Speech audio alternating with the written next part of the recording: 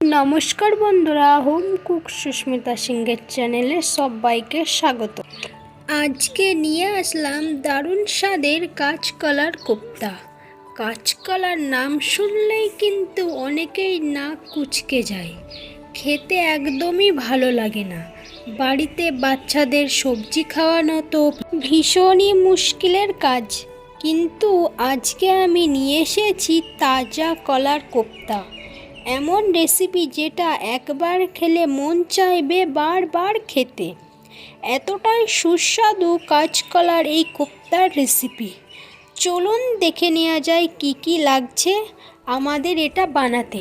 আমার চ্যানেলে আপনারা যদি নতুন হয়ে থাকে তাহলে চ্যানেলটিকে অবশ্যই সাবস্ক্রাইব করুন। প্রথমে আমি এখানে 3টে কাঁচকলা নিয়ে নিয়েছি। এর আঁশগুলোকে ভালোভাবে ছাড়িয়ে নেব।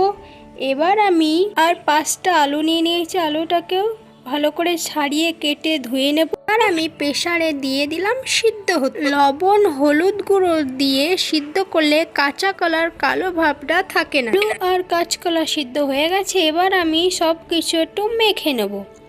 2 চামচ মতো বেসন,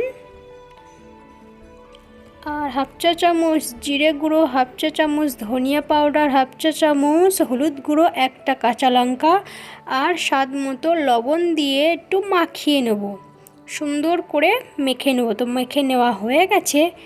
কড়াই নিয়ে তাতে তেল গরম করে, এটা গরম হয়ে এসেছে। গ্যাসের আঁচটা একদম মিডিয়াম রেখে তারপরে এক এক করে কোপ্তাগুলো দিয়ে দেব। একদম লো আছে, কিন্তু ছাড়বেন না, কিন্তু তাহলে কোপ্তাগুলো নিচ থেকে লেগে যাবে। আবার খুব হাই আছে ছাড়লে পরে কোপ্তাগুলো পুড়ে যাবে। সেই জন্য ধ্যান দিতে হবে। তেলটা ভালোভাবে গরম হয়ে গেলে আঁচটাকে মিডিয়াম রেখে কোপ্তাগুলোকে এক এক করে ছাড়বেন। দেখুন আমার কোপ্তাগুলো সব দেওয়া হয়ে গেছে। এগুলো লাল লাল করে একটু ভেজে নেব।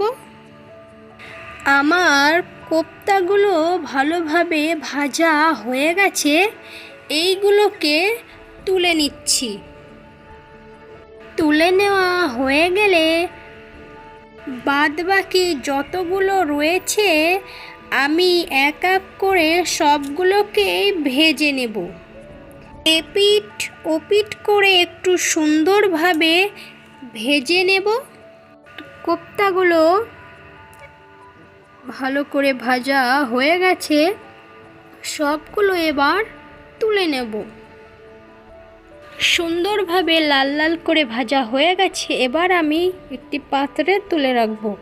তো দেখুন সমস্ত কোপ্তা ভাজা হয়ে গেছে।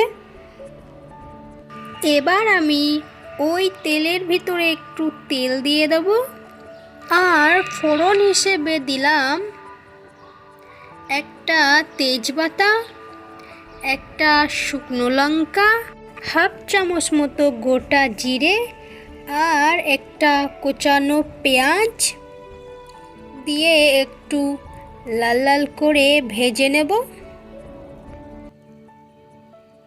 আর তার সাথে দিয়ে দিলাম সামান্য পরিমাণে চিনি। চিনি দিলে গ্রেভির রঙটা খুব সুন্দর লালচে হয়।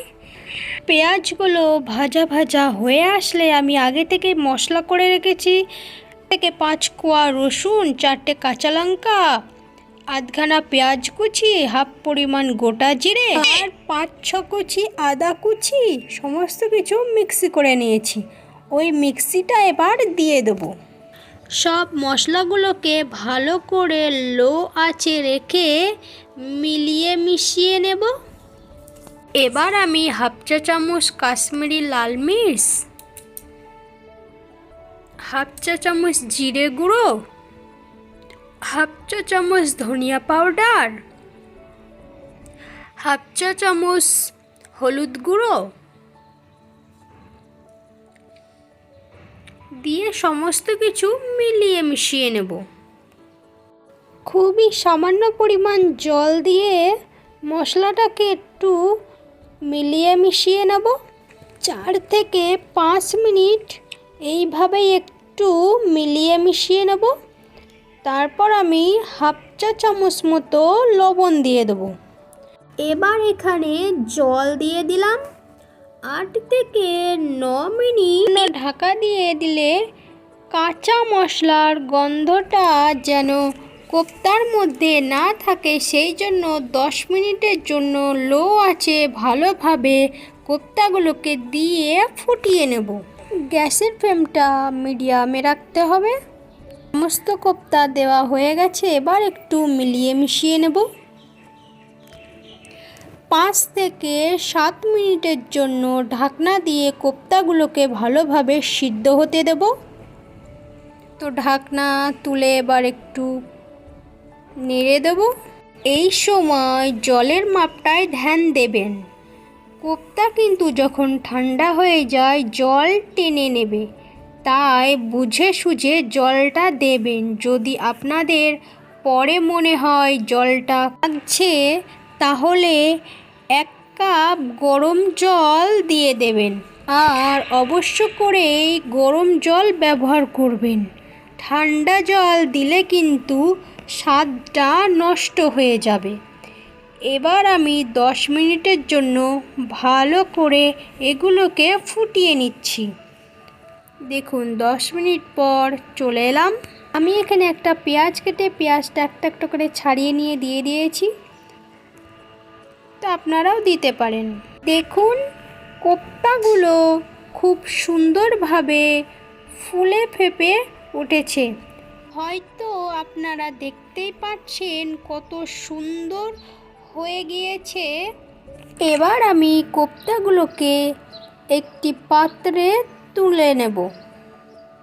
কত সুন্দর কালার এসছে আর কোপ্তাগুলো কত সুন্দর ফুলে ফেপে উঠেছে। সাদা ভাত বলুন, রুটি বা পোলাওয়ের সাথে কিন্তু খেতে ভীষণ ভালো লাগবে। কাঁচা কলা ভেবে যারা খেতে চান না, এইভাবেই যে তৈরি হয় কাঁচকলার কোপ্তা, সেটা একবার অবশ্যই আপনারা বাড়িতে ট্রাই করবেন। আমার চ্যানেলে যদি আপনারা নতুন হয়ে থাকেন তাহলে অবশ্যই চ্যানেলটিকে সাবস্ক্রাইব করে রাখুন নতুন নতুন ভিডিও দেখার জন্য। আর আমার রেসিপি যদি আপনাদের ভালো লেগে থাকে তাহলে অবশ্যই কমেন্ট, লাইক এবং শেয়ার করবেন। ততক্ষণে আপনারা ভালো থাকুন, সুস্থ থাকুন আর দেখতে থাকুন হোম কুক সুস্মিতা সিংয়ের চ্যানেল। ভালো থাকুন, সুস্থ থাকুন। Tata, bye bye. ফিরে আসছি নতুন একটি রেসিপি নিয়ে।